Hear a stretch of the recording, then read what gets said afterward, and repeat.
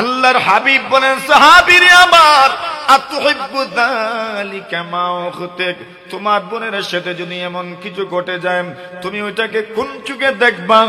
তুমি কি ওইটা পছন্দ করবে, মেনে নিবে? আল্লাহর নবী, বিশ্ব নবীজির সাহাবী বলেন, না না ইয়া রাসূলুল্লাহ, আমার মেয়ের সাথে এমন কিছু ঘটে যাবে, আমি তো জীবনেও মেনে নিতে পারবো না, জীবনেও মেনে নিব না, ওইটা আমি সহ্য করতে পারবো না। আল্লাহর নবীজি, বিশ্ব নবী সাল্লাল্লাহু আলাইহি ওয়াসাল্লাম বলেন, দুনিয়ার কোন ভাই তাদের বোনদের সাথে এমন কিছু ঘটে যাক পছন্দ করে না। এইভাবে তার মাহরামদের নাম ধরে ধরে পয়গম্বর তাকে বুঝাইলেন। অতঃপর নবীজি সাল্লাল্লাহু আলাইহি ওয়াসাল্লাম তাকে একদম কাছে ডেকে আনলেন, তার বুকের মধ্যে, সিনার মধ্যে হাত রাখলেন, আর নবীজি তার জন্য দোয়া করলেন, আল্লাহুম্মা হাসসিন ফারজান ওয়া তাহির কলবাম ওয়াগফির যামবাম। আয় আল্লাহ তাআলা, আপনি তাকে সতী বানায়া দেন, আপনি তাকে সচ্চরিত্রবান মানুষ বানায়া দেন, আপনি তার অন্তরটাকে পাক করে দেন, হৃদয়টাকে পাক করে দেন, পবিত্র করে দেন, অন্তরটাকে শুদ্ধ পরিশুদ্ধ করে দেন, এবং তার জীবনের গুনাহসমূহ মাফ করে দেন। সাহাবী বলেন, নবীজি গো, আমি তো এমন ভাবে কোনোদিন চিন্তাও করি নাই, ভাবিও নাই, এইবার বুঝতে পেরেছি, আমি যদি দুনিয়ার কারো সাথে জিনা করতে যাই, সেও তো কারো মাস, কারো বোন, কারো মেয়ে হবে। যেমন ভাবে আমি আমার মা, আমি আমার বোন, আমি আমার মার সাথে, আমি আমার মেয়ের সাথে, আমি আমার খালা, আমি আমার ফুফু, এমন কারো সাথে এমন কিছু ঘটে যাক, জীবনেও যেমন কামনা করি না, পছন্দ করি না, ঠিক তেমনি ভাবে যার সঙ্গে এমন এমন দুর্ব্যবহার আমি করব, এমন খারাপ কাজে লিপ্ত হব, ওই মানুষটাও তো কারো না কারো বোন হতে পারে, কারো মা হতে পারে, কারো মেয়ে হতে পারে। আল্লাহর নবীর সাহাবী বলেন, নবীজি গো, এইবার বুঝতে পেরেছি, এমন কাজে অংশগ্রহণ করা জীবনেও কোনো মুমিনের জন্য উচিত নয়। সুবহানাল্লাহ। মানে কি সুন্দর ভাবে রাসূল তাকে বুঝায় দিলেন, উপস্থাপন করলেন তার সামনে বিষয়টা। এর জন্য উলামায়ে কেরাম বলেন যে আত্মশুদ্ধির পথে যারা থাকেন, যারা উম্মাহের আত্মশুদ্ধির জন্য কাজ করে যান, এদের একটা গুণ হইল আত-তাওয়াদু ফীমা বাইনাহু ওয়া বাইনান নাস। যা এই উলামায়ে কেরাম এবং এই বুজুর্গানে দ্বীন এবং তাদের সাথে যারা উঠা বসা করেন, তাদের কাছে যারা আসা যাওয়া করেন, এদের মধ্যে সম্পর্ক থাকে বিনয়ের সম্পর্ক। সুবহানাল্লাহ। কিজাত সম্পর্ক ভাই? বিনয়ের সম্পর্ক। এজন্য উম্মাহের সাথে বিনয়ের সম্পর্ক স্থাপন করা দরকার। বিনয়ের মাধ্যমে উম্মাহের ইসলাহ কার্যক্রম পরিচালনা করা দরকার। আরেক হাদিস আপনাদেরকে শোনাই। নবী আকরাম সাল্লাল্লাহু আলাইহি ওয়াসাল্লামের এক সাহাবী, যাকে বলা হয় বেদুইন, একজন সাহাবী, মানে গ্রাম্য মানুষ, আদব তামিজ কায়দা কানুন খুব বেশি একটা জানা নাই। নবী আকরাম সাল্লাল্লাহু আলাইহি ওয়াসাল্লামের জীবদ্দশায় আল্লাহর রাসূলের সামনে যারা আসতেন বসতেন, তাদের মধ্যে অনেকেই ছিলেন যারা আদব তামিজ এত বেশি চিনতেন না।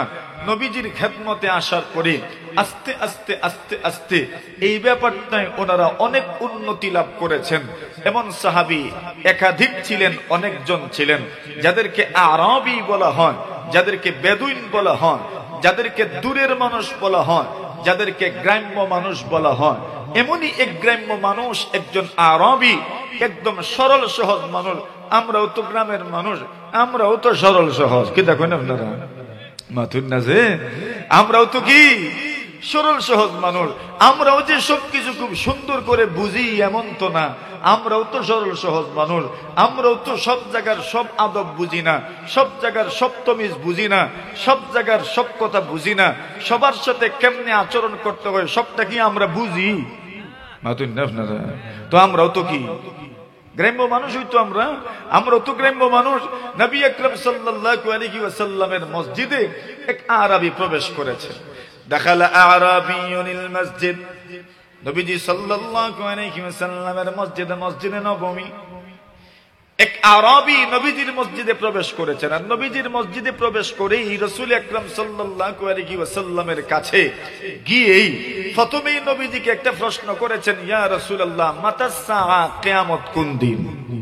কি প্রশ্ন করছেন বলেন, বলেন না জোরে, আর একটু জোরে কম।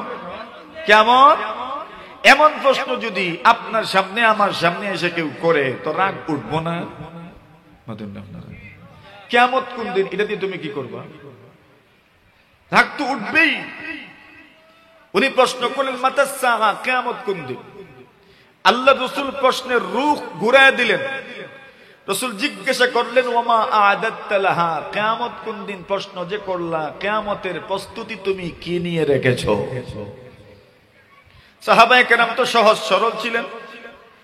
মান কানা মিনকুম মুস্তান্নান ফালইয়াস্তান্না বিমান কাদ মাত ফাইন্নাল হাইয়া লা তু'মানু আলাইহিল ফিতনাহ উলাইকা আসহাবু মুহাম্মাদিন সাল্লাল্লাহু আলাইহি ওয়াসাল্লাম কানু আফদালা হাযিহিল উম্মাহ আবাররাহা কুলুবা ওয়া আমাকাহা ইলমা ওয়া আকাল্লাহা তাকাল্লুফা। নবী আলাইহিস সালাতু ওয়াস সালামের সাহাবী আব্দুল্লাহ ইবনে মাসউদ বলেন, মান কানা মিনকুম মুস্তান্নান ফালইয়াস্তান্না বিমান কাদ মাত। নবীর সাহাবী আব্দুল্লাহ ইবনে মাসউদ বলেন, তোমাদের মধ্যে কেউ যদি কাউকে ফলো করতে চাও, অনুসরণ করতে চাও, আল্লাহর নবীর সাহাবী আব্দুল্লাহ ইবনে মাসউদ বলেন, তবে তোমরা যারা ঈমানের অবস্থায় মারা গিয়েছেন তাদেরকে তোমরা ফলো করো, অনুসরণ করো। ওই মানুষগুলো কারা, এদের পরিচয়টাই বাকি। আল্লাহর নবীজির সাহাবী আব্দুল্লাহ ইবনে মাসউদ তাদের পরিচয় তুলে ধরলেন, উলাইকা আসহাবু মুহাম্মাদিন সাল্লাল্লাহু আলাইহি ওয়াসাল্লাম। এদের পরিচয় হলো এরা মুহাম্মাদুর রাসূলুল্লাহ সাল্লাল্লাহু আলাইহি ওয়াসাল্লামের সাহাবায়ে কেরাম। এদের মধ্যে আল্লাহ কি গুণ দিয়েছেন, এদের বৈশিষ্ট্যটাই বা কি ছিল? আব্দুল্লাহ ইবনে মাসউদ বলেন, কানু আফদালা হাযিহিল উম্মাহ, এরা এই উম্মতের সর্বশ্রেষ্ঠ জামাত ছিলেন। আল্লাহর নবীর যুগ থেকে নিয়ে কিয়ামত পর্যন্ত যারা দুনিয়ার জমিনে আসবেন, আদম আলাইহিস সালাতু ওয়াস সালাম থেকে নিয়ে কিয়ামত পর্যন্ত যারা আসবেন, সকল মানুষের চাইতে উত্তম জামাত এবং উত্তম দলের নাম হচ্ছে সাহাবায়ে কেরামের জামাত। জোরে সুরে বলেন সুবহানাল্লাহ। আল্লাহর নবীর সাহাবী হযরত আব্দুল্লাহ ইবনে মাসউদ বলেন, আবার রাহা কুলুবা,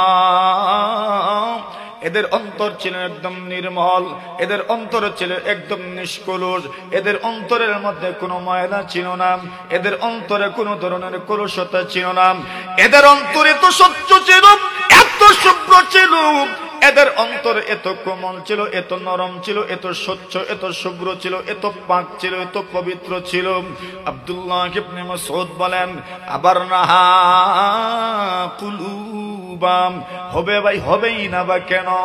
এদের অন্তরের পরীক্ষা তো নিয়েছেন স্বয়ং আল্লাহ পরমার্দিগারে আলম। এত সুন্দর অন্তরওয়ালা, যা বুকে তাই তাদের মুখে, মুখে একটা আর বুকে একটা এমন ছিলেন না। বুকে যা মুখেও তাম, মুখে যা বুকেও তাম, দিলে যা লালন করতেন তাই মুখ দিয়ে প্রকাশ করতেন। নবীজি সাল্লাল্লাহু আলাইহি ওয়াসাল্লামের ওই সরল সাহাবে নবীজি সাল্লাল্লাহু আলাইহি ওয়াসাল্লামকে সম্বোধন করে বলেন, ওগো নবীজি, আপনি আমাকে প্রশ্ন করেছেন ওমা আ'দাত্তা লাহা, আমি কিয়ামতের জন্য কি প্রস্তুতি গ্রহণ করেছি? আল্লাহর রাসূলের সাহাবী বলেন, ওগো নবীজি, আমার তেমন কোনো প্রস্তুতি নাই, আমার তেমন বেশি নফল নামাজ, তেমন বেশি নফল রোজাও নাই। আমি যা শুধু ফরজ নামাজ আদায় করি, ওয়াজিব নামাজ আদায় করি, আমি সুন্নাত নামাজ আদায় করে, তেমন বেশি নফল নামাজ তো আমার নাই, তেমন বেশি নফল রোজাও তো আমার নাই। আল্লাহর নবীজি সাল্লাল্লাহু আলাইহি ওয়াসাল্লামকে সাহাবী বলেন, নবীজি গো, এমন কোন আমল তো আমার উপস্থাপন করার মতো নাই যে আমল উপস্থাপন করলে আপনাকে বলতে পারবো কিয়ামতের প্রস্তুতি হইল আমার এই। তবে গো নবীজি, আমি তো আল্লাহ এবং তার রাসূলকে মহব্বত করে। নবীজি সাল্লাল্লাহু আলাইহি ওয়াসাল্লাম জবাব দিলেন, যার সঙ্গে তোমার মহব্বত তুমি তার সঙ্গে কিয়ামতে থাকবে। যদি আল্লাহ ওয়ালাদের সাথে তোমার মহব্বত হয়, যদি তুমি রাসূলকে মহব্বত করো, রাসূলের সঙ্গে তোমার হাসর হবে। যদি অন্য কোন মানুষের সঙ্গে তোমার মহব্বত হয়, তার সঙ্গে তোমার হাসর হবে। আনাস রাদিয়াল্লাহু তাআলা আনহু বলেন, ফামা ফারিহনা বিশাইইন বাদাল ইসলাম বিকাউলিন নবী সাল্লাল্লাহু আলাইহি ওয়াসাল্লাম, ফারহানা বিকাউলিন নবী সাল্লাল্লাহু আলাইহি ওয়াসাল্লাম, ইন্নাকা মা মান আহাবাবতা। আনাস ইবনে মালিক রাদিয়াল্লাহু তাআলা আনহু বলেন, এর পৃথিবীর মানুষ শুনে রাখো, আল্লাহর হাবিব বিশ্ব নবীজি সাল্লাল্লাহু আলাইহি ওয়াসাল্লামের জবানে মোবারক থেকে এই কথাটা যখন শুনেছি, রাসূলুল্লাহ সাল্লাল্লাহু আলাইহি ওয়াসাল্লাম বলেছেন, ইন্নাকা মা মান আহাবাবতা, যার সঙ্গে তোমার মহব্বত, যাকে তুমি মহব্বত করো, যাকে তুমি পছন্দ করো, তার সঙ্গেই তুমি থাকবা, তার সঙ্গেই তুমি থাকবা, তার সঙ্গেই তুমি জান্নাতে থাকবা, তার সঙ্গেই তুমি কিয়ামতে থাকবা, তার সঙ্গেই তুমি হাসরে থাকবা। ওইটা আমার কথা না, নবীজির কথা। বলেন বলেন বলেন বলেন, কার কথা? নবীজি সাল্লাল্লাহু আলাইহি ওয়াসাল্লামের কথা। যার সঙ্গে তোমার মহব্বত, যাকে তুমি ভালোবাসো, তার সঙ্গেই তুমি থাকবে, তার সঙ্গে তোমার হাসর হবে।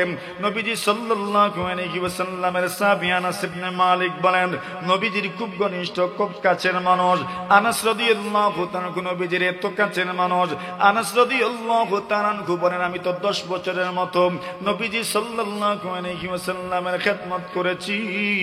আল্লাহ রাসূল সাল্লাল্লাহু আলাইহি ওয়াসাল্লামের খেদমত আমি 10 বছরের মতো করেছি।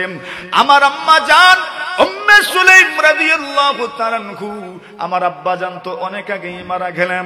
আমি যখন ছোট ছিলাম আমার আব্বা জান দুনিয়া থেকে বিদায় হয়ে গেলেন। নবীজি সাল্লাল্লাহু আলাইহি ওয়াসাল্লামের সাহাবী আনাস বলেন, আমার আব্বা মালিক যখন মারা গেলেন, মালিকের ইন্তেকালের পরে আমি আমার আম্মার তত্ত্বাবধানে লালিত পালিত হচ্ছিলাম। আমি দিন দিন যত বড় হচ্ছিলাম, আমার আম্মা জান আমাকেই বড় করছিলেন, আমার আম্মা জান আমার তত্ত্বাবধান নিচ্ছিলেন, আমার আম্মা জান আমার অভিভাবকত্ব গ্রহণ করেছিলেন। আমার আম্মা জান আস্তে আস্তে চিন্তা করতে লাগলেন, আনাসকে দিব কোথায়, রাখবো কোথায়। এর ভিতরে হযরত আবু তালহা আনসারী রাদিয়াল্লাহু তাআলা বিয়ের প্রস্তাব দিয়েছিলেন। আনাসের আম্মা উম্মে সুলাইম জবাব দিয়েছেন, আমি এখন পর্যন্ত বিবাহ বন্ধনে আবদ্ধ হতে পারবো না।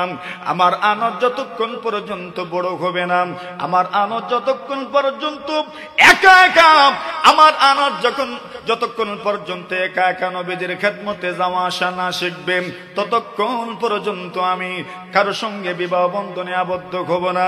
যখন আনাস ইবনে মালিক মোটামুটি হাঁটা চলা শিখে ফেলেছেন, একটা আঙ্গুলে ধরে মা আনাস ইবনে মালিককে নবীজি সাল্লাল্লাহু আলাইহি ওয়াসাল্লামের খেদমতে নিয়ে জানার বলেন, ওগো নবীজি, এই যে আনাসকে আপনার হাওয়ালা করে গেলাম, আপনার খেদমতের জন্য নিয়োজিত করে গেলাম, আনাসকে আপনার হাতে সুপুর্দ করে গেলাম, আপনি আমার আনাসকে মানুষের মতো মানুষ করে গড়ে দিয়েন। আনাস ইবনে মালিক বলেন, এতদিন নবীদের খেদমত করেছি, কিন্তু নবীজি সাল্লাল্লাহু আলাইহি ওয়াসাল্লাম কোন কাজ করেছি বলেন নাই, কেন করলাম? কোন কাজ করি নাই রাসূল বলেন নাই, কেন করলাম? পয়গম্বরে আরবি সাল্লাল্লাহু আলাইহি ওয়াসাল্লাম এমন ছিলেন, আত-তাওয়াদু ফীমা বাইনাহু ওয়া বাইনান নাস। আসেন যে কথাটা বলতে চাচ্ছিলাম, আনাস ইবনে মালিক নবীজির সাহাবে, নবীজির খাদেম, নবীজি যার জন্য স্পেশাল দোয়া পর্যন্ত করেছেন, আল্লাহ আনাসের মালের মধ্যে বরকত দান করো, আনাসের হায়াতের মধ্যে বরকত দান করো, আনাসের আওলাদের মধ্যে বরকত দান করো, পরকালে আনাসকে maaf করে দিও। আনাস রাদিয়াল্লাহু তাআলা বলেন, তিনটা দোয়া তো দুনিয়ার দোয়া, আল্লাহ রাসূল রাসূল বলেছেন, আল্লাহ আনাসকে আপনি মাল দিয়েন, আনাসকে আপনি সন্তান দিয়েন, আনাসের হায়াতের মধ্যে বরকত দিয়েন, সম্পদও বেড়েছে, আনাসের সন্তান আপনিও বেড়েছেন, হায়াতও বেড়েছে। আনাস বলেন আল্লাহর নবী আরেকটা দোয়া করেছেন, আখিরাতের দোয়া মানে জান্নাতে হওয়ার দোয়া। আমি আশাবাদী দুনিয়ার 3 দোয়া যেমন ভাবে কবুল হয়েছে আমার জন্য আখিরাতের দোয়াটাও কবুল হবে। ওই আনাস ইবনে মালিক রাদিয়াল্লাহু তাআলা বলছেন, নবীজি যখন বলেছেন ইন্নাকা মান আহবাবতাম, খুব ভালো করে কথাটা শুনিয়েন। আল্লাহ রাসূল সাল্লাল্লাহু আলাইহি ওয়াসাল্লাম ওই সহজ সরল সাহাবীকে সম্বোধন করে বলেছেন, ইন্নাকা মান আহবাবতা, যার সঙ্গে তোমার মহব্বত তার সঙ্গেই তুমি আসরে থাকবা। আনাস বলেন এই কথাটা শোনা মাত্র এত আনন্দিত হয়েছি, আল্লাহর নবীজির আর কোন কথার মাধ্যমে এত আনন্দিত হই নাই। সুবহানাল্লাহ। জোরে জোরে বলেন, জোরে বলেন, আর একবার বলেন, আর একটু উচ্চ স্বরে বলেন, আর একটু উচ্চ স্বরে। আচ্ছা, কেন আনন্দিত হইলেন? কারণ তো বলার দরকার। এত আনন্দিত হইলেন, রাসূল বলছেন ইন্নাকা মা'মান আহবাবতা, যার সঙ্গে মহব্বত তার সঙ্গেই তোমার হাসর। কার কথা বলেন? কার কথা? এখন বলেন, আমি আপনাদেরকে জিজ্ঞাসা করি, আপনারা কাকে মহব্বত করেন? বলবেন না? বলেন দেখি না, কারে মহব্বত করে? রাসূলকে। মাশাআল্লাহ। কাকে মহব্বত করে? জোরে বলেন। রাসূলকে মহব্বত করেন, রাসূলকে মহব্বত করেন, সাহাবীদেরকে মহব্বত করেন, আবু বকরকে মহব্বত করেন, উমরকে মহব্বত করেন। রাসূল কি বলেছেন? যার সঙ্গে যার মহব্বত তার সাথেই তো থাকবে। এখন আপনি কাকে মহব্বত করেন? কথা বলেন। রাসূলকে মহব্বত করেন, আমি রাসূলকে মহব্বত করি, আমি আবু বকরকে মহব্বত করি, আমি ওমরকে মহব্বত করি। বলুন তো, রাসূলের কথা মতো আমিও থাকবো কার সাথে? বলেন না, বুঝেন নাই? আমিও থাকবো কার সাথে? রাসূলের। কথা তো সহজ। এই কথাটা আনাস বলছেন, আমি এত আনন্দিত হয়েছি। ফামা ফারিহনা বিশাইইন বাদাল ইসলাম ফারহানা বিকাউলিন নবী সাল্লাল্লাহু আলাইহি ওয়াসাল্লাম ইন্নাকা মান আহবাবতা ফাইন্নী উহিব্বু রাসূলাল্লাহ ওয়া আবু বকর ওয়া উমর ওয়া আরজু আন আকুনা মাআহুম ওয়া ইল্লাম আ'মাল বিমিসলি আ'মালিহিম। ইমামে বুখারী রাহিমাহুল্লাহু তাআলা মানাকিবত নাই এই হাদিস উল্লেখ করেছেন। নবীজি সাল্লাল্লাহু আলাইহি ওয়াসাল্লামের সাহাবী আনাস ইবনে মালিক বলেন, এই কথাটা শোনার পরে এত আনন্দিত হয়েছি, আল্লাহ রাসূল সাল্লাল্লাহু আলাইহি ওয়াসাল্লামের কথাটা শোনার পরে এত আনন্দিত হয়েছে। কোন কথাটা শুনে আনন্দিত হয়েছে? রাসূল বলেছেন ইন্নাকা মান আহবাবতা, যার সঙ্গে তোমার মহব্বত তার সঙ্গে তোমার হাসর। আল্লাহর নবীর সাহাবী বলেন, আমি তো রাসূলকে মহব্বত করি, আমি আবু বকরকে মহব্বত করি, আমি তো ওমরকে মহব্বত করি। ওয়া আরজু আন আকুনা মাআহুম ওয়া ইল্লাম আ'মাল বিমিসলি আ'মালিহিম, এবং আমি আশা রাখি, আমি আকাঙ্ক্ষা রাখি, আমি আশাবাদী আল্লাহর নবী বিশ্ব নবীজি আবু বকর ওমর এবং বড় বড় সাহাবীদের সাথে আমার হাসর হবে। যদিও আমি আনাসের আমল আল্লাহর নবীজি সাল্লাল্লাহু আলাইহি ওয়াসাল্লাম এবং আবু বকর ওমর এদের আমলের মতো যদিও আমার আমল হয় না, কিন্তু নবীজি এবং আবু বকর ওমরকে মহব্বত করার কারণে আল্লাহর নবীর ভাষ্য মতো, নবীজির বক্তব্য মতো, নবীজির কথা মতো এদের আমলের সমান যদিও আমল আমার নাম, কিন্তু এদেরকে মহব্বত করার কারণে এদের সঙ্গে হাসর হবে, আমি আশাবাদী। সুবহানাল্লাহ। কেন? রাসূল তো বলেছেন ইন্নাকা মান আহবাবতা, যার সঙ্গে তোমার মহব্বত তার সঙ্গেই তো তোমার হাসর। এখন আত্মশুদ্ধির এই লাইনে যারা আত্মশুদ্ধি করেন, সুবহানাল্লাহি ওয়া বিহামদিহি সুবহানাল্লাহিল আযীম, এরা জানেন মানুষের সাথে ব্যবহারটা কেমন হবে, তাওয়াদু তথা বিনয়। ওই আরবি বেদুইন সাহাবী মসজিদে প্রবেশ করেছেন, নবীজিকে প্রশ্ন করলেন মাতাস সাআ, কিয়ামত কোন দিন? আল্লাহ রাসূল জিজ্ঞাসা করলেন, কিয়ামতের কি বা তুমি প্রস্তুতি গ্রহণ করেছো। আচ্ছা, এরপর উনি বললেন, হে রাসূল, আমি আপনার জন্য দোয়া করতে চাই। রাসূল বললেন, করো দোয়া, এটা তো ভালো কথা, আমার জন্য তুমি দোয়া করবা, করো তুমি আমার জন্য দোয়া। উনি এক দোয়া করলেন, আল্লাহুম্মা আরহামনি ওয়া মুহাম্মাদান ওয়ালা তারহাম মা'ানা আহাদা। দোয়া করলেন, আল্লাহ আমাকে রহম করেন, মুহাম্মদকে রহম করেন, আমার উপর দয়া করেন, মুহাম্মদের উপর দয়া করেন, আমরা দুইজনের সাথে তৃতীয় কোনো মানুষের উপর দয়া করিয়েন না। শুনছেন তো কথা বলে? দোয়া শুনছেন? কি দোয়া করছেন? আমরা দুইজনের উপর রহম করেন, তৃতীয় কাউকে শামিল করিয়ে না। আল্লাহর হাবিব সাল্লাল্লাহু আলাইহি ওয়াসাল্লাম বলেন, লাকাদ তাহাজ্জারতা ওয়াসিআ। সাহাবীরে আমার, তুমি মনে করেছো আল্লাহ যদি তোমাকে দয়া করেন, আল্লাহ যদি আমাকে দয়া করেন, তোমার সঙ্গে আমার সঙ্গে যদি তৃতীয় কাউকে আল্লাহ শামিল করেন, মনে হয় তোমার অংশে আমার অংশে দয়ার ভাগ কম পড়বে, তুমি মনে করেছো, ভেবেছো। আল্লাহর নবী বলেন, আল্লাহর রহমতের সাগর, আল্লাহর দয়ার সাগর এমন নয় যে তোমাকে আর আমাকে দয়া করলেই কমে যাবে, অথবা তোমার এবং আমার সাথে অন্য কাউকে শরীক করলে কমে যাবে, না না। আল্লাহ রাসূল সাল্লাল্লাহু আলাইহি ওয়াসাল্লাম বলেন, লাম্মা কাদাল্লাহুল খালক কাতাবা কিতাবান ইনদাহু ফাওকাল আরশ। আল্লাহ রাসূল সাল্লাল্লাহু আলাইহি ওয়াসাল্লাম বলেন, আল্লাহ পরওয়ারদিগারে আলম যখন আসমান সৃষ্টি করলেন, জমিন সৃষ্টি করলেন, পুরো পৃথিবী যখন আল্লাহ সৃষ্টি করলেন, অতঃপর আল্লাহ পাক এমন একটা কিতাব আরশ আজিমের মধ্যে রেখে দিলেন। ওই কিতাবখানা আল্লাহ দুনিয়ার কোন নবী রাসূলের কাছেও পাঠান নাই। ওই কিতাবের মধ্যে লেখা আছে, ইন্না রাহমাতি সাবাকাত গাদাবি। আল্লাহ রাসূল বলেন, আল্লাহ পাক লিখে রেখেছেন, আমার রহমত আমার গুসার চাইতে হাজার কোটি গুণ বেশি। অন্য হাদিস শরীফের মধ্যে রাসূলুল্লাহ সাল্লাল্লাহু আলাইহি ওয়াসাল্লাম বলেন, ইন্নাল্লাহা খালাকার রাহমাতা ইয়াওমা খালাকাহা মিআতা রাহমা। আল্লাহ রাসূল বলেন, এরে উম্মত, আল্লাহ পরওয়ারদিগারে আলম যেই দিন রহমত সৃষ্টি করেছেন, সেই দিন আল্লাহ তাআলা 100 ভাগ রহমত সৃষ্টি করেছেন। এই 100 ভাগ রহমত থেকে আল্লাহ পাক নিজের কাছে 99 ভাগ রহমত আল্লাহ পাক রেখে দিয়েছেন। 1 ভাগ রহমত আল্লাহ পরওয়ারদিগারে আলম এই পৃথিবীর মধ্যে বিচরণকারী মানব দানব আরো যত মাখলুক রয়েছে, ওই মাখলুকের মধ্যে আল্লাহ 1 ভাগ রহমত বন্টন করেছেন। ওই 1 ভাগ রহমতের মধ্য থেকে কোটি কোটি ভাগের একটা ভাগের মালিক হয়েছে মানব জাতি। আর ওই একটা ভাগের মালিক হওয়ার কারণে এইবার তাদের মধ্যে মহব্বত পাওয়া যায়। সন্তান বাবাকে মহব্বত করে, বাবা তার সন্তানকে মহব্বত করে, চতুষ্পদ জন্তুগুলোকে ওই 1 ভাগ রহমতের কোটি কোটি ভাগের একটা ভাগ দেওয়া হয়েছে। এদের মধ্যে মিল মহব্বত পাওয়া যায়, এদের মধ্যে মিল আছে, মহব্বত আছে, দয়া আছে। আল্লাহর নবী বলেন, এইবার তুমি কল্পনা তো করে দেখো, আল্লাহর কাছে 99 ভাগ রহমত কিন্তু এখনো রয়ে গেছে।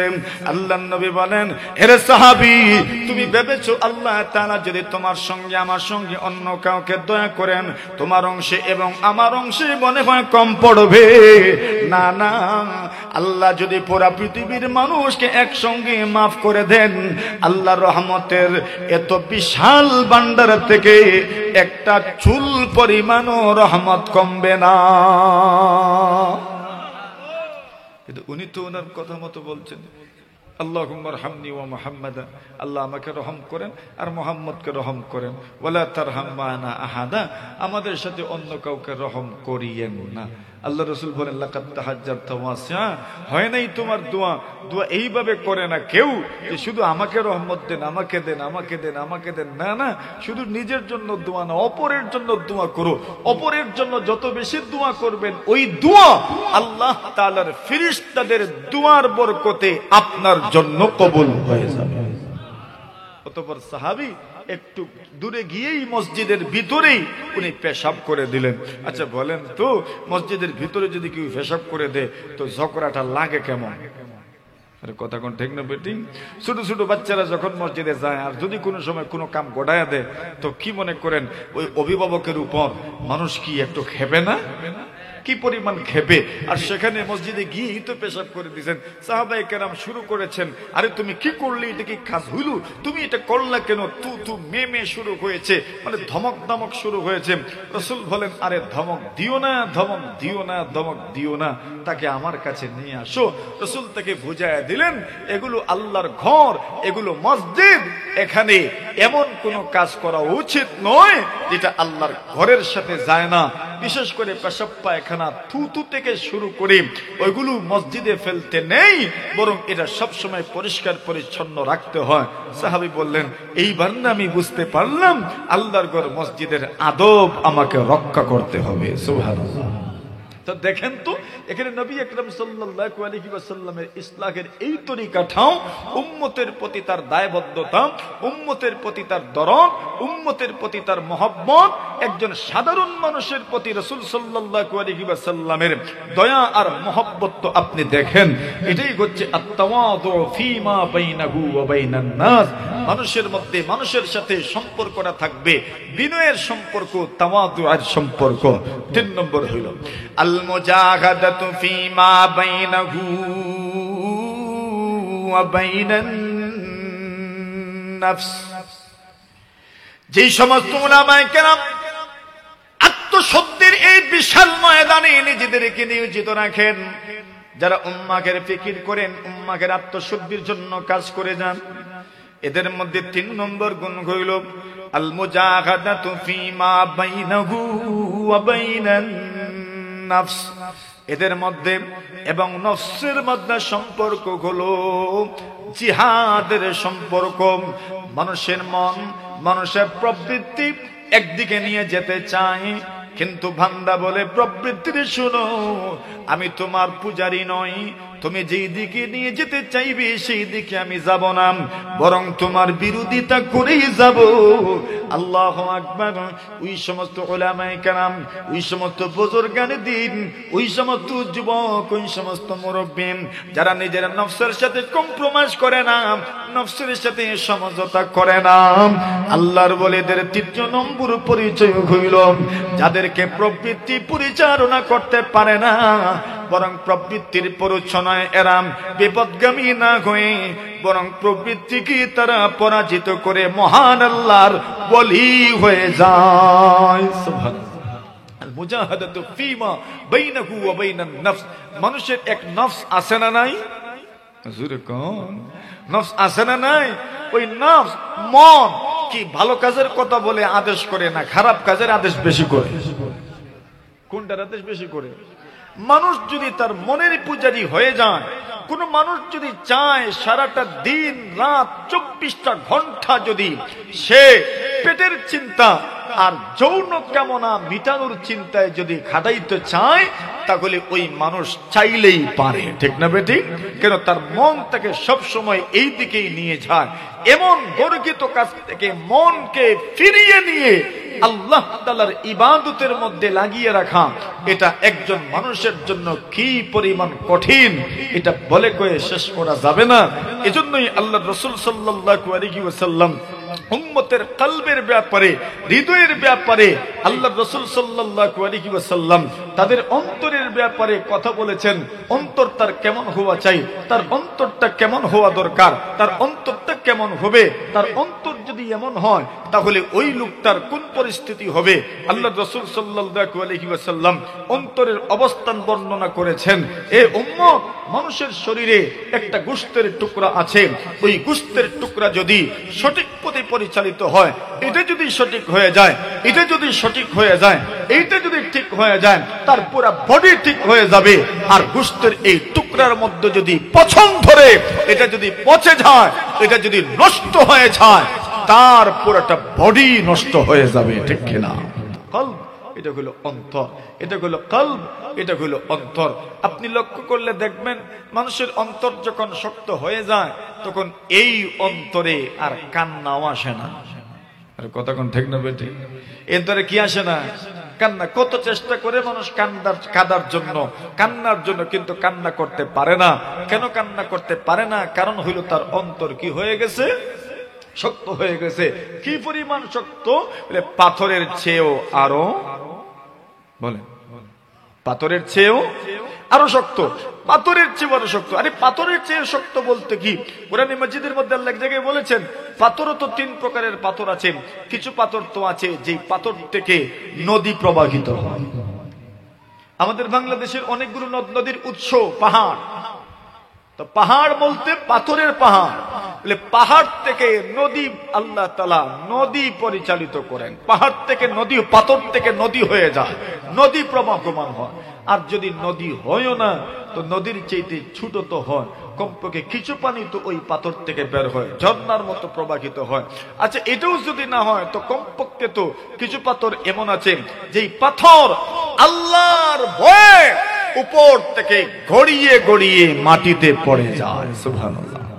কিন্তু মানুষের অন্তর নদীও হয় না, পানি খুব বেশি প্রবাহিত হয় না, কমও হয় না, এমনকি তার দিলেও কোনো ভয় নাই। এমন দিলওয়ালা মানুষ সমাজে আছে না নাই? জোরে বলে, এমন দিল কেমনে হয়? মানুষ যখন জন্মগ্রহণ করে তখন তার জন্মের সময় তো তার দিল ইসলামের জন্য, ইমানের জন্য, আল্লাহর জিক্রের জন্য, কোরআনের জন্য, আল্লাহকে মানার জন্য প্রস্তুত থাকে। কিন্তু ওই দিলে এত জঙ্গার কেমনে আসে, এত সমস্যা আসে কেমনে?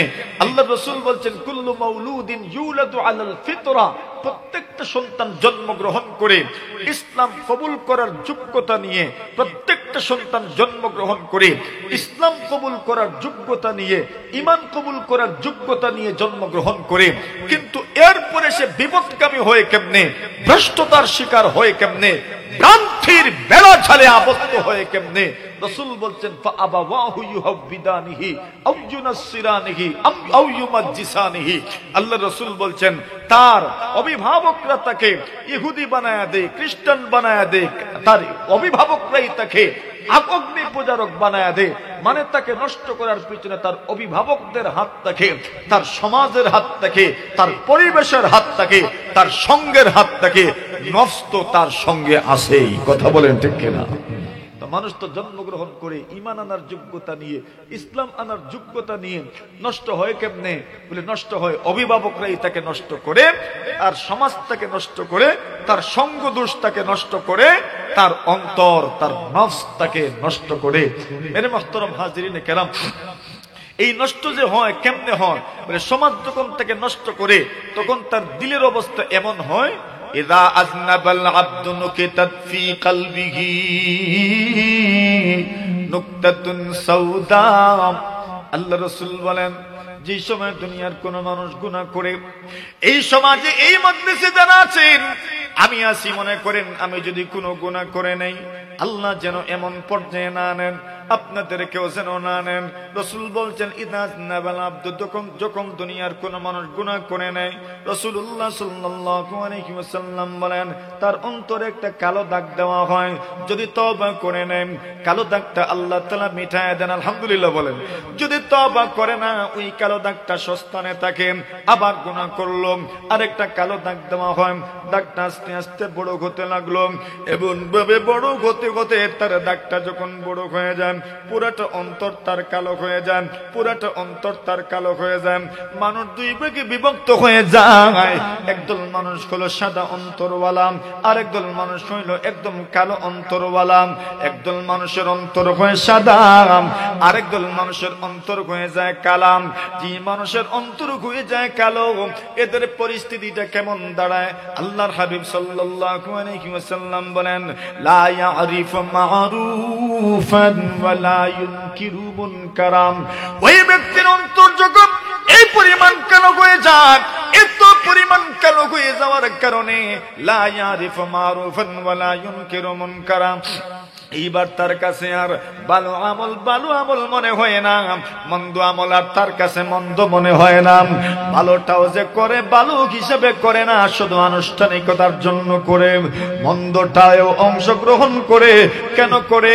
শুধু আনুষ্ঠানিকতার জন্য অংশগ্রহণ করে। মানে তার দিল দিমাগ অন্তর এমন করে হয়ে যায়, ওই অন্তর আর ভালোকে ভালো বুঝে না, মন্দটাকেও মন্দ বুঝে না, মন্দটাকেও মন্দ বুঝে তাকে প্রত্যাখ্যান করতে পারে না। কেন পারে না? তার অন্তরটা কালো হয়ে গেছে। অন্তর যদি নষ্ট হয়ে যায়, আল্লাহর বান্দা পৃথিবীর মধ্যে আর উন্নতি লাভ করতে পারে না। ঠিক কিনা? এজন্য বলছেন আল্লাহর ওলি কারা? যারা আত্মশুদ্ধির কাজে নিয়োজিত থাকেন। এদের একটা গুণ হইল আল মুজাহাদাতু ফীমা বাইনাহু ওয়া বাইনান নফস। নফসের সাথে যাদের সম্পর্ক হইল জিহাদের সম্পর্ক, মুজাহাদার সম্পর্ক। নফস চায় একদিকে যাওয়ার জন্য, আমি বলি না ওই দিকে যাব না, আমি ওই স্থানটা, ওই জায়গাটা, ওই দিকটা আমি প্রত্যাখ্যান করে চলতে চাই। কেন? জানি আমি ওই দিকে গেলে আমাকে জাহান্নামে প্রবেশ করতে হবে। আল্লাহ রাসূল বলছেন এমন একটা সময় আসন্ন, বর্তমান সময়ের চিত্রটা যদি আপনাদের সামনে তুলে ধরা হয়, সেটা তো আপনারা জানেনই চিত্রটা কেমন। এই সময়ের অবস্থাটা এমন, এমন কোন দিক নাই যেদিকে জাহান্নামের প্রতি আহ্বানকারী মানুষ নাই। কথা কোন ঠিক না বেটি? মানে দাজ্জালি ফিতনা চতুর্দিক থেকে এমন ভাবে আমাদেরকে গ্রাস করেছে, আপনি যে বেরিয়ে যাবেন কোন পথ দিয়ে, যেই পথটা থাকবেন, কোন কলুষ, যেই পথটা থাকবে একদম ফ্রি, যেই পথে কোনো কাটা থাকবে না, নিষ্কণ্টক কোন পথ আপনি খুঁজে পাবেন না। এই কথাটা রাসূল বলেছেন, দুআতুন আলা আবওয়াবি জাহান্নাম। আল্লাহ রাসূল বলছেন এমন একটা সময় আসবে, দুআতুন আলা আবওয়াবি জাহান্নাম, মানুষ জাহান্নামের পারে দাঁড়িয়ে আপনাকে জাহান্নামের দিকে ডাকতে থাকবে। বর্তমান সময়ে ইন্টারনেটের এই জগৎ, এই জগতে ঢুকে যাওয়ার পরে চতুর্দিক থেকেই যেন জাহান্নামের দিকে ডাকা হয়। কথা বলেন ঠিক না বেটি? বুঝছেন নি আমার কথা? আল্লাহ রাসূল বলছেন দুআতুন আলা আবওয়াবি জাহান্নাম, এমন একটা সময় আসবে চতুর্দিক থেকে মানুষকে জাহান্নামের পথে ডাকা হবে। আপনি ঢুকবেন কোন সাইডে ঢুকবেন, যেই সাইডেই ঢুকবেন আপনাকে জাহান্নামের দিকে ডাকা হচ্ছে। দুআতুন আলা আবওয়াবি জাহান্নাম। রাসূল বলছেন মান আজাবাহুম, কোন মানুষ যদি তাদের ডাকে সাড়া দেয়, কাযাফুহু ফিহা, এরা তাকে জাহান্নামের অতল গহ্বরে নিমজ্জিত করে ফেলবে। আপনার নফস কিন্তু আপনাকে সেই দিকেই নিয়ে যাবে যেই আল্লাহর ওলিরা নফসের সাথে জিহাদ করে বিজয়ী হয়েছেন। এই মানুষগুলোই আত্মশুদ্ধির লাইনে, এরা আমাদের রাহবার, আমাদের আকাবির। কথা বলেন ঠিক কিনা? এরাই আত্মশুদ্ধির লাইনে, যাদেরকে আমরা পীর বলি, যাদেরকে আমরা ওলি বলি। আসেন এরপরের কথা। 4 নম্বর বলেছেন, যারা আল্লাহর ওলি, আত্মশুদ্ধির লাইনে যারা মেহনত করবেন, আত্মশুদ্ধির লাইনে যাদের বিচরণ হবে, এদের 4th নম্বর গুণ হইল, মহানবী হযরত মুহাম্মদুর রাসূল সাল্লাল্লাহু আলাইহি ওয়াসাল্লাম আল্লাহর ওলিদের কথা বিভিন্ন হাদিস শরীফের মধ্যে বলেছেন। উলামায়ে কেরাম আল্লাহর ওলিদের পরিচয় তুলে ধরেছেন। 4th নম্বর পরিচয় তুলে ধরলেন, আয-যুহদু ফীমা বাইনাহু ওয়া বাইনাদ দুনিয়া। উলামায়ে কেরাম বলেন, যারা আত্মশুদ্ধির লাইনে মেহনত করবেন, মুজাহাদা করবেন, আত্মশুদ্ধির লাইনে যাদের তৎপরতা থাকবে, এদের 4th নম্বর গুণ হলো আয-যুহদু ফীমা বাইনাহু ওয়া বাইনাদ দুনিয়া। আল্লাহর ওলিরা দুনিয়া বিমুখতার গুণে গুণান্বিত হবেন। সুবহানাল্লাহ। দুনিয়া বিমুখতার গুণে গুণান্বিত হবেন। দুনিয়ার প্রতি তাদের মোহ থাকবে না, দুনিয়ার প্রতি তাদের আকর্ষণ থাকবে না। আকর্ষণ নাই এমন মানুষ তো খুঁজেই পাবেন না। কিন্তু দুনিয়ার প্রতি অযাচিত কোনো আকর্ষণ তাদের মধ্যে থাকবে না, বরং তারা দুনিয়া বিমুখতা প্রদর্শন করবেন। এটা হচ্ছে হক হক্কানিয়তের পথিক। যারা আত্মশুদ্ধির লাইনে মেহনত করেন, এদের 4th নম্বর গুণ। 4th নম্বর গুণ কি? দুনিয়া বিমুখতা তাদের মধ্যে পাওয়া যাবে। এর মানে দুনিয়া নিয়ে টেনশন নাই। কি নাই? দুনিয়া নিয়ে টেনশন নাই। রুজি করবেন না এমন কথা বলা হচ্ছে না, আপনার ইনকাম করবেন না এমন কথা বলা হচ্ছে না। বলছেন দুনিয়ার প্রতি আকর্ষণ নাই, দুনিয়ার প্রতি উনাদের এমন কোনো আকর্ষণ নাই। বাকি দুনিয়া যদি ইনকাম করেন, দুনিয়া যদি উপার্জন করেন, ওটার মধ্যে কোনো আপত্তি নাই। আল্লাহর নবী হযরত দাউদ আলাইহিস আলাইহিস সালাতু ওয়াস সালাম, আল্লাহর নবী দাউদ আলাইহিস সালাতু ওয়াস সালাম এত সম্পদশালী ছিলেন, এত সম্পদশালী ছিলেন। হযরত দাউদ আলাইহিস সালাতু ওয়াস সালাম একদিন গোসল করছেন, গোসল করা অবস্থায় উনি লক্ষ্য করে দেখেন সোনার ফড়িং এসে এখানে পড়ছে। দাউদ আলাইহিস সালাতু ওয়াসসালাম সোনার ফড়িং গুলো উনি ব্যাগের ভিতরে ঢুকাইতে থাকলেন, থলির ভিতরে ঢুকাইতে থাকলেন। আল্লাহ পাক ডাক দিলেন আর বলেন, ও দাউদ, আমি কি তোমাকে সোনার ফড়িং এর চাইতে বেশি সম্পদ দেই নাই? সোনার ফড়িং নেওয়ার তোমার প্রয়োজন হবে এমন তো কোনো অবস্থা নয়, তবুও তুমি কেন সোনার ফড়িং গ্রহণ করছো, বেগের ভিতরে ঢুকাচ্ছ? দাউদ আলাইহিস সালাতু ওয়াসসালাম এত সুন্দর একটা জবাব দিয়েছেন, লা গনাবি আন বারাকাতিকা, আল্লাহ আপনি আমাকে দিয়েছেন ঠিক, আপনি আমাকে দিয়েছেন ঠিক, কিন্তু লা গনাবি আন বারাকাতিকা, আপনার নিয়ামত আমার চোখের সামনে পড়ে থাকবে আর এটা আমি উঠায় নিব না, এত বড় স্পর্ধা আমার এখনো হয় নাই। মানে আপনার নিয়ামত দেখলে এটা আমি উঠায় নিব, এটাই তো আপনার নিয়ামতের কদর। মেরে মুহতারাম হাজির।